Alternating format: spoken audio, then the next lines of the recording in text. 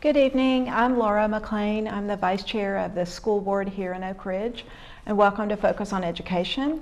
Tonight my guest is Dr. Kurt Renegar. He is the new or kind of new principal at Robertsville Middle School, and I thought it would be fun for us to get to know you and learn a little bit about you. You started last July. Yes, ma'am. So, we're so happy you're here.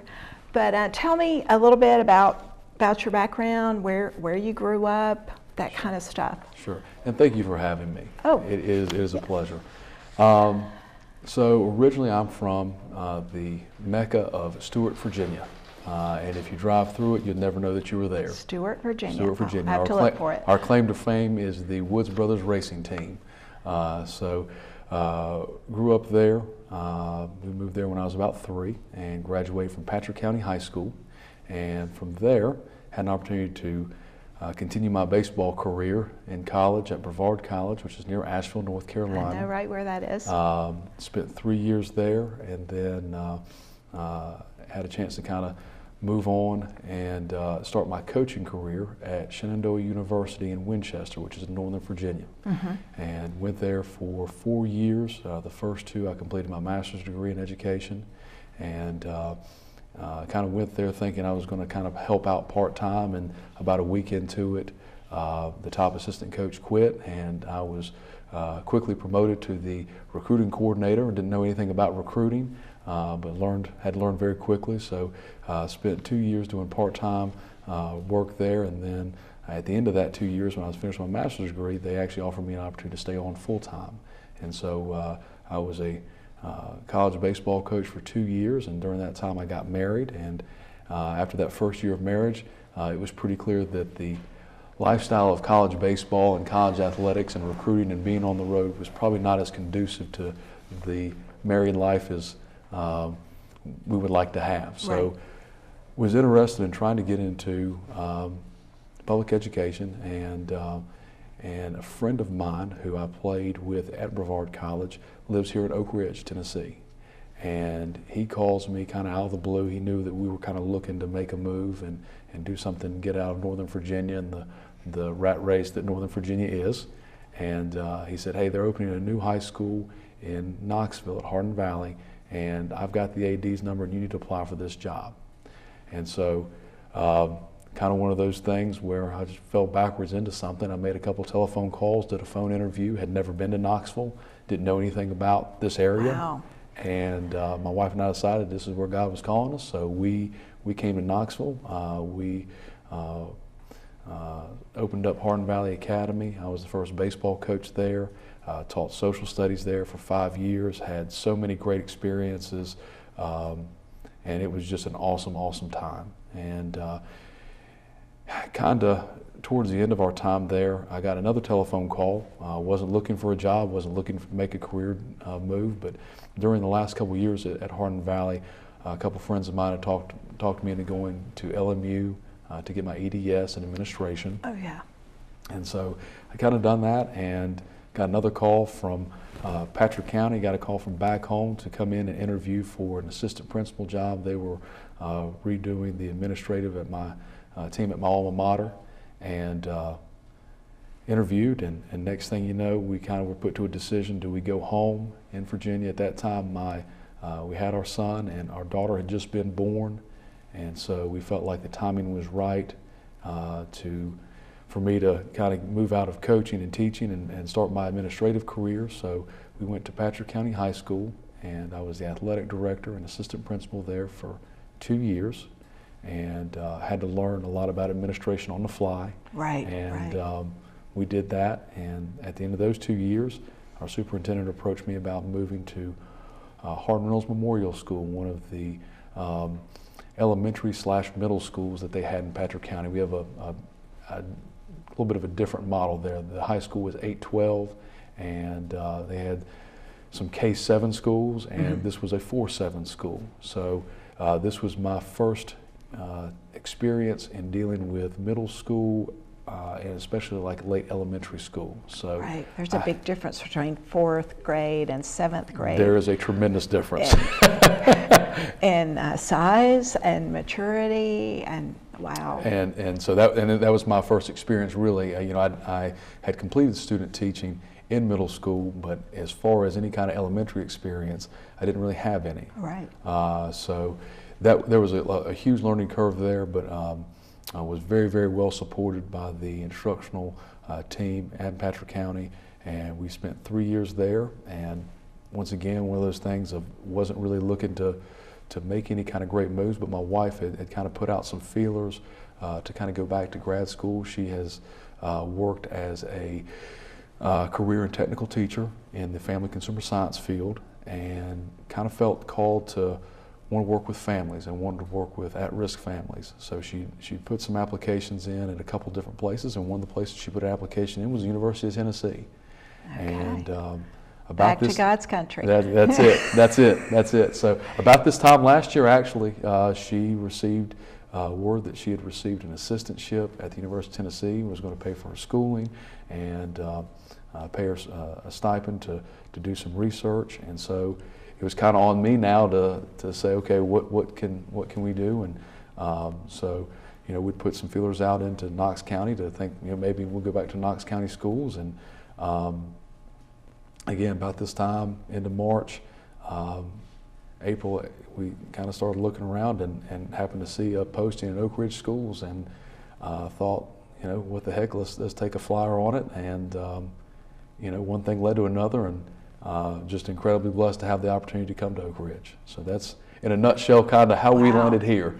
So how old are your kids now? My son is 8. He will be 9 in June. He's in 3rd grade at Linden. And my daughter is 5 years old, going on 15. She runs the family, or at least she thinks she does. She definitely runs me, but she is in kindergarten. So she turns 6 in March. So we've got a birthday coming up in a couple weeks. That's great. Yes. Great big celebration. Yes, it is. Wow. So the adjustment coming back to Tennessee, I don't think Tennessee is that much different from rural Virginia. It's not, and honestly, in the world of education, we're kind of speaking the same language, but it's a different dialect, is the way I would put it. The terminology and overall policies are pretty similar, but you go to a new system, there's different cultural norms, different policies, a little bit different procedures, and that first year is all about learning. At the end of the day, good instruction is good instruction. It doesn't matter where you are in America. And so that part has been, there's been some transitions certainly, and trying to learn and do on the fly. And I really have been very, very blessed with an incredible staff at Robertsville, and that's been conveyed to me since the very first time I told anybody around these parts that I was coming to be the principal at Robertsville. Man, you have an incredible staff. It's a great group of people, and no truer thing has ever been said to me.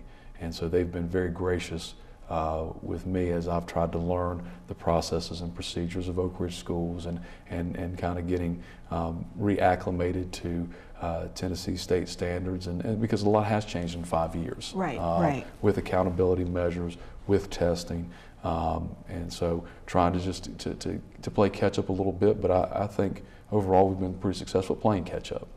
Definitely. So you came last summer. Mm-hmm. When you got here, Robertsville was under construction, mm-hmm. and it kind of in a mess, I imagine. Yes. Especially the whole office wing.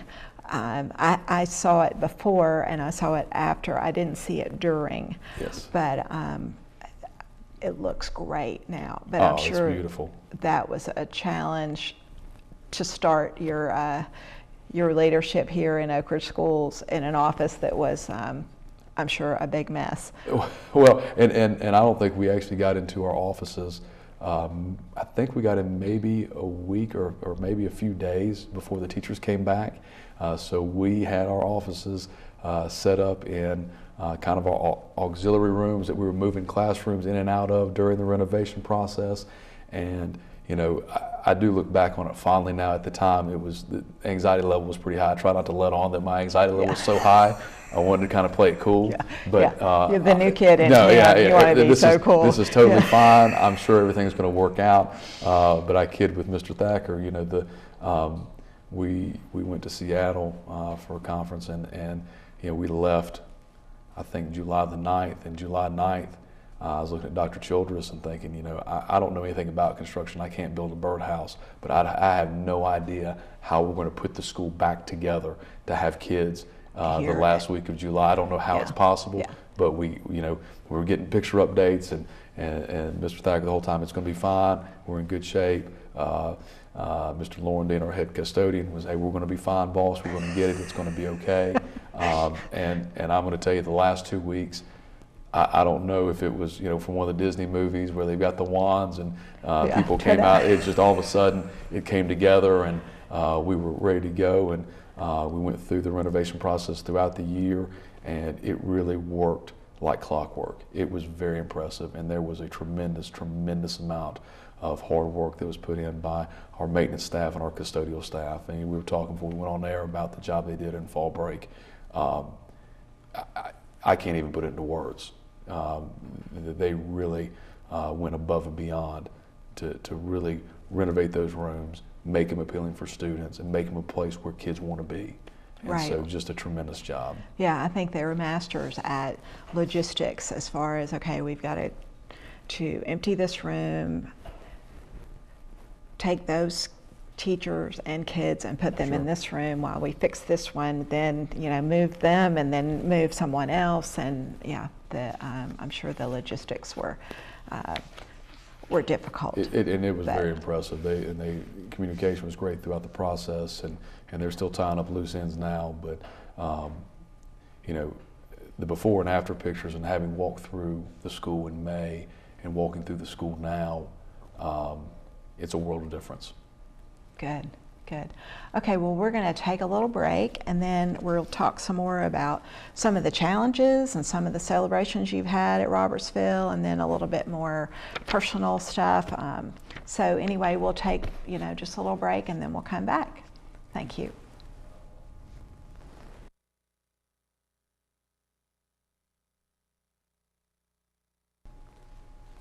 Welcome back to Focus on Education. I'm Laura McLean, and my guest is Dr. Kurt Renegar, the principal at, the president too, but the principal at Robertsville Middle School. And we've been talking about new things that are going on, and wanted you to talk to me about some of the challenges that you're having at Robertsville, and also some of the celebrations, because I know there's a lot of really good things going on there. Absolutely.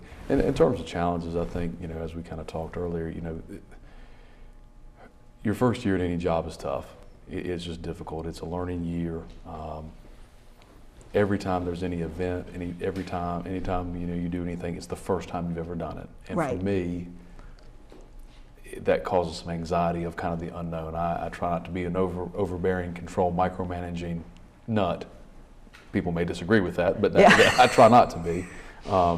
And so, you know, you're learning the process, you're learning the procedures.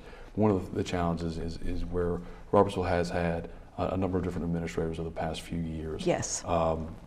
What's difficult when you get in a situation like that, I've found, is in terms of processes, there's not been a tremendous amount of stuff that's been written down in terms of what our processes are and how we really need to try to address each issue, and so you end up getting a lot of conversations of, well, we've done it a lot of different ways, we've done this a lot of different ways, and you're trying to figure out exactly, or this is the way we've always done it. This is the way we've always done it. So we kind of look at, we're trying to figure out the most efficient and really what's the best practice. So having those conversations and just kind of working through building our processes and building our student handbook and building the staff handbook and building really the kind of culture that we want to have that's been a challenge. And really the school culture part of it has been the greatest challenge for us. You know, our issues are very similar to any middle school in America, where you've got students who are starting to try to identify with adult behaviors, starting to try to have adult-like relationships, and that's a challenge. And they're, you know, our bodies are changing, our bodies are growing, we're maturing. We're trying to be independent, but yet there's this kind of mix between adult-like behaviors and childlike behaviors that you have when you are 11, 12, 13, 14, 15, right. In that age range. So, you know, we're really trying to emphasize and look at ways as a school we can effectively address the social emotional learning needs of our students. We've tried to visit some schools this fall and this spring, and we'll continue those visits, and we're going to try to come up with a framework that's going to really be able to address effectively our students' social emotional needs and really help ultimately try to get them to where we're able to effectively engage in the instruction that's taking place. Not to say that we're not already, right. but I think that's something that we can do an even better job of moving forward. As far as successes, I mean, there's so many things to celebrate at Robertsville. You know, one, we have great kids. We have kids that will just blow you away at any point in time. Being able to go into classrooms and observe the learning and observe the skills that we are trying to hone in on and try to improve.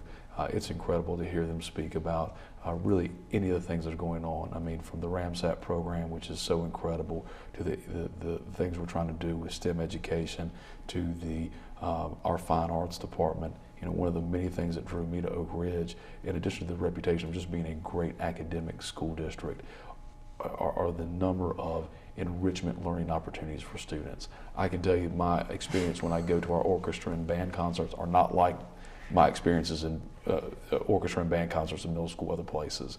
It is absolutely, the performances are incredible. And so just to celebrate the great things that our kids are doing. As far as a school, you know, we've really tried to promote a positive school culture. You know, we're not where I want us to be yet, but we have been pretty effective in trying to minimize the amount of discipline referrals that we're getting and lessen that number. We're trying to implement, and I think one of our major successes has been trying to implement a PBIS model and trying to reward students for positive behaviors through our RAM Perks program, where our kids are getting tickets for doing good things, and we're trying to catch them doing the right things and following our behavior expectations. And our PTSA has been amazing at supporting that program and offering incentives for our kids. So when they're caught doing good, mm-hmm.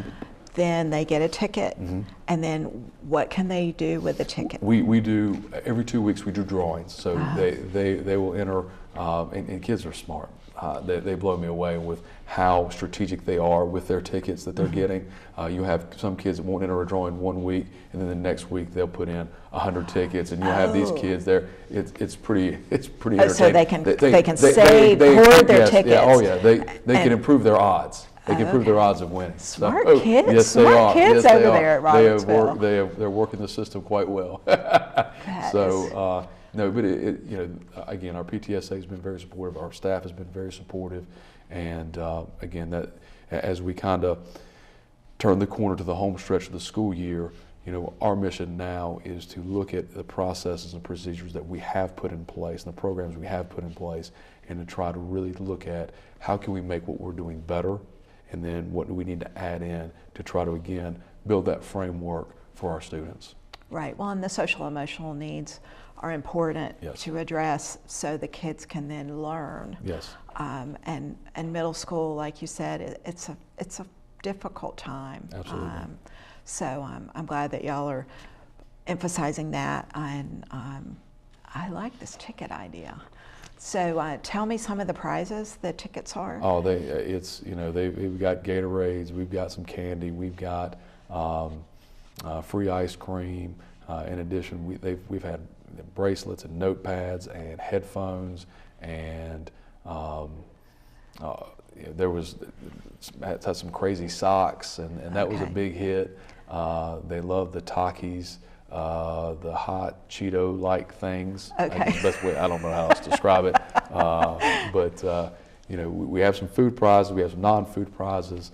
But like I said, try to do some of those things. We also this year are doing quarterly academic celebration assemblies, and so we've had sponsorships from Freddy's and from Chick-fil-A to recognize our students who are getting it done in the classroom academically, and also our students that are showing improvement from one quarter to the next. And again, attendance is always a huge deal, so we're trying to also offer incentives during that time for our students who are exhibiting great attendance behaviors. That's great. Attendance is a challenge that we're having across the whole system. Sure. So that sounds like a great idea. Well, I know I was at the school last week, and I was so impressed with the band. It was band, and then there were some strings in there with it, and they were so talented. And to think that most of those kids didn't play an instrument 2 or 3 years before, and how talented they were. It speaks well for our music program. Absolutely. We have much to celebrate. Absolutely. They are. I can't carry a tune in the bucket or play anything, and to listen to those, it's professional. I mean, it really is. It's a professional level of music that you hear, and Mr. Spurko, Miss Reams, Miss Downs, Miss Gonzalez, they do an incredible job with our students. Yeah, that's great. That's great. Okay, so talk to me about some of your goals for Robertsville. Sure. Well, and as I said to our school board, our bar is very high. We want to be, simply put, the best middle school in the state of Tennessee. And that's not knocking anybody else, but we want to offer our students the absolute best education and the best experience that we possibly can. We're not there yet, but we want to get there. So what does that mean? That means that we want to show continued growth and improvement in academic achievement across all areas. We've set some goals for our math, English language arts, science, social studies that we want to see improve proficiency on T and Ready. We also use our T21 benchmarks and our STAR benchmarks as some other mini goals along the way to ultimately that T and Ready achievement success. We want to continue to grow with respect to TVOS. This year we went from a level 1 school to a level 3 school. We want to get to a level 5 school. We want to be a level 5 school across the board in everything. That means that we are growing students at all different levels throughout the year. From a school culture standpoint, we want to continue to see a decrease in the amount of discipline referrals that we're seeing. We want to continue to see a decrease in the amount of suspensions that we're issuing. We want to see improved attendance. We've set the attendance mark where we're trying to increase the number of average daily attendance by 0.5 percentage in this school year, and we want to continue to see that mark go up. And also, we're also looking at our chronic absenteeism. We want to see that number come down. So we've set some goals. We're trying to be strategic with it. We are looking at it from a yearly perspective and a quarterly perspective. I think as we get more experience in looking at this data, and we get more experience in terms of really coming up and hopefully the state continue to work on their testing model and giving us some really consistent feedback with results. I'm hoping that we can even try to dial in our goals even more and make them that more important to our students. That's great, and I support you 100%. That sounds like some great goals to shoot for. Yeah. And I appreciate you understanding it's not gonna happen overnight. It's I would like for it to. As much as we all would like for it to happen. And also I think all that aligns with our 7 keys and what we're trying to do in Oak Ridge schools, and looking at how we're trying to use that 7 keys report card, and all those things align to what we're trying to do as a school division. So again, I think we've got some lofty goals. Again, I'd like to reach all those goals tomorrow. Yeah. But I do think it's going to take us some time, and honestly, with our leadership team, we are looking to try to not only look for this next school year, but we're trying to set some goals for a 3-year plan, a 5-year plan to continue down a road. That's great. That's great. Okay, I'm going to take the last couple minutes and ask you some silly things. That's so awesome. Tell me, what's your favorite ice cream? Chocolate chip cookie dough. Chocolate chip cookie. I'm a cookie dough fan. Okay. All right. What about what's your favorite pizza topping? Any of the meats. I'm not, Any of the meat. yeah, we can put all the meats on a pizza. We can just do one at a time, but probably not a good thing But for not the health-wise. veggies, the Vegetables, I need to get better at that. I'm with you. I like the meats. The meats are for me. Okay. Are you reading a book now, or are you too busy to read? I would like to read more. I am trying to get through. A friend of mine gave me a leadership book called The Way of the Shepherd, and I aspire to, I'm hoping over spring break to finish that. It has been, I won't even get into how long I've had that book, but I aspire to finish it. Okay. What about hobbies? Do you have any hobbies? Right now, it is chasing kids around to their activities. I do again aspire. I aspire to play more golf. That's a great goal. I'm hoping to get. One of the things living here that you have incredible outdoor and hiking and kayaking, and again, I aspire to do those things. Right now, all we can seem to have time to do is go to baseball practice with my son, or football practice, or go to tumbling, or Girl Scouts, or actually she's getting ready to start soccer here, so that's keeping us on our toes right now. Those are great hobbies. Those are fun hobbies. Great memories that you can't relive, so That's right. That's good. Okay, well, I think we're going to close now. It's been so nice getting to know you. I hope that maybe over the upcoming spring break you can maybe do some of your hobbies, or relax a little bit with your family, and gear up for the last push to finish out indeed. school. It's been so nice getting to know you, and I think we'll sign off here. Thank you very much for being here with Focus on Ed, and we'll see you next time. Thank you.